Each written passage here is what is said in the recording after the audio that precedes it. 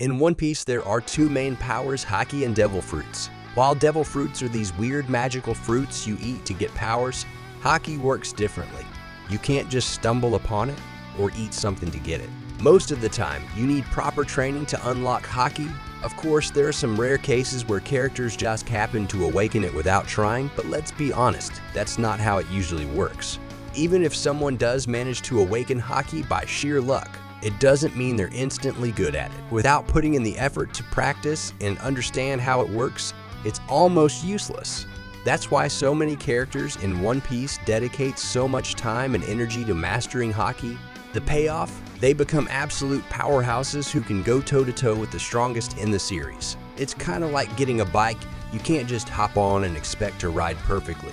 You need to practice, fall a few times, and maybe cry a little before you really get the hang of it. Haki's no different. The characters who push through the struggle end up with skills that can completely change the game. Anyway, please press the like button and please subscribe to my channel and turn on all post notifications so you don't miss any daily uploads. Now, let's begin. First, we've got Emmett releasing Joy Boy's Haki. Emmett, who you might know as the Iron Giant, is this mysterious robot from an ancient civilization that doesn't even exist anymore. No one really knows why it was made, but we're slowly piecing it together. What's interesting is that Emmett isn't just some clunky old robot. It runs on this weird, advanced energy source that even Vegapunk was obsessed with studying. Here's the wild part. About 200 years ago, Emmett tried to attack Marijoa, but ran out of juice midway. Since then, it's just been chilling, completely dormant, on Egghead Island, that is until it heard Luffy's heartbeat and woke up. When it did, it became a crucial ally for the Straw Hats in their fight against the Five Elders. But things got so intense that Emmett had no choice but to tap into something special, Joy Boy's Haki. Hidden inside a sealed knot, this insane burst of Conqueror's Haki came out when Emmett undid it. The effect? Vice Admirals and Marines got knocked out instantly. 4 out of the 5 Elders were sent packing back to Marijoa, leaving only Saturn behind to face the chaos. Next up, we've got Roger sending Oden flying.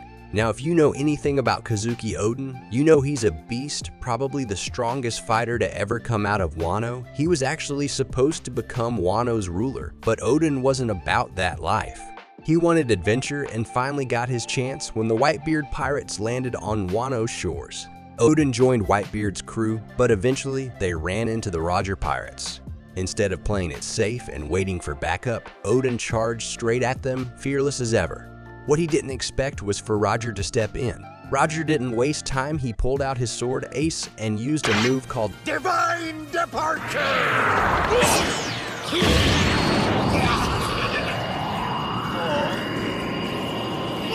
The impact was insane.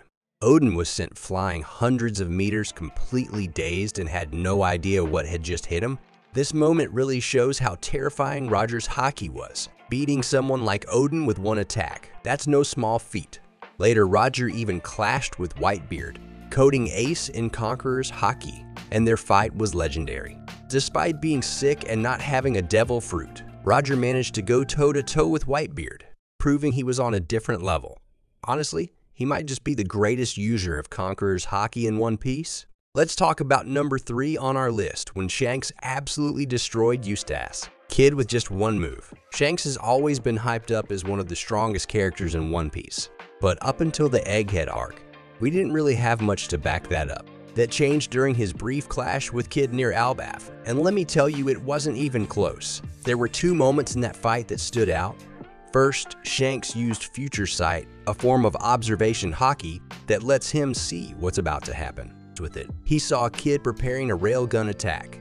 Then came the second moment Shanks unleashed Divine Departure, a single devastating strike that not only obliterated Kid's railgun, but knocked out both Kid and Killer in an instant.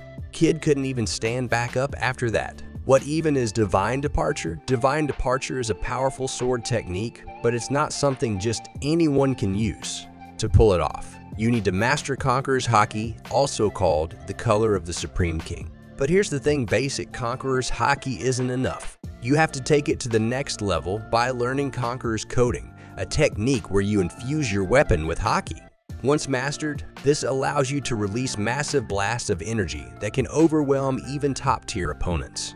The attack doesn't cut, it's more like a concentrated shockwave of pure haki designed to blow enemies away. So far, only 2 people have been shown using Divine Departure: Shanks and the former Pirate King himself, Gol D. Roger. Roger was first person we saw use this move, and it was during the Wano arc and a flashback about Kazuki Oden.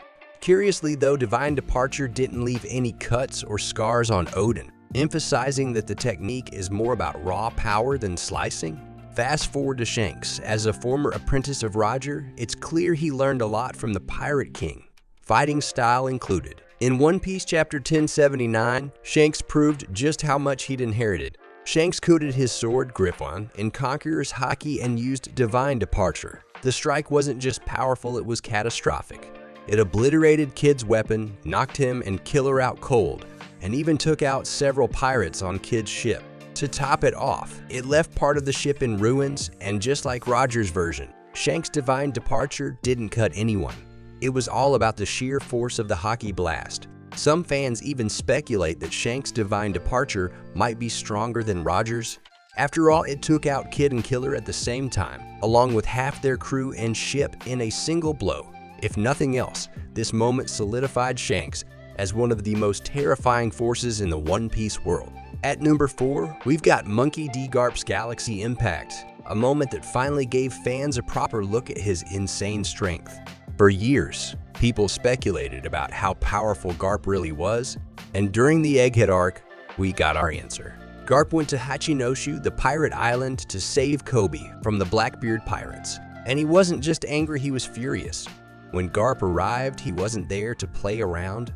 He jumped into the air, charged his fist with both Conqueror's Haki and Armament Haki, and unleashed a devastating attack called Galaxy Impact.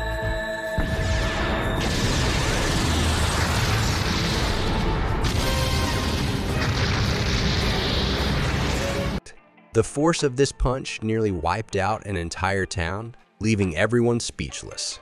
Garp didn't stop there. When he fought Kuzan, he used a move called Blue Hole, where he grabbed Kuzan's face and slammed him into the ground. This attack also relied on Conqueror's Haki, proving how skilled Garp is at using it. That said, Garp himself admitted, he's not as strong as he used to be. Age has taken a toll on him, and he's not in his prime anymore. Even so, his techniques remain some of the most powerful in the series. Later in One Piece chapter 1088, we saw Garp use a technique called Galaxy Divide. Even with a hole in his chest from Kuzan's Ice Glove attack, Garp kept fighting to give the young Marines a chance to escape. To pull this off, Garp moved at blinding speed so fast that even Kuzan couldn't react. Garp tore through pirates and leapt into the air, charging his fist with Conqueror's Haki again.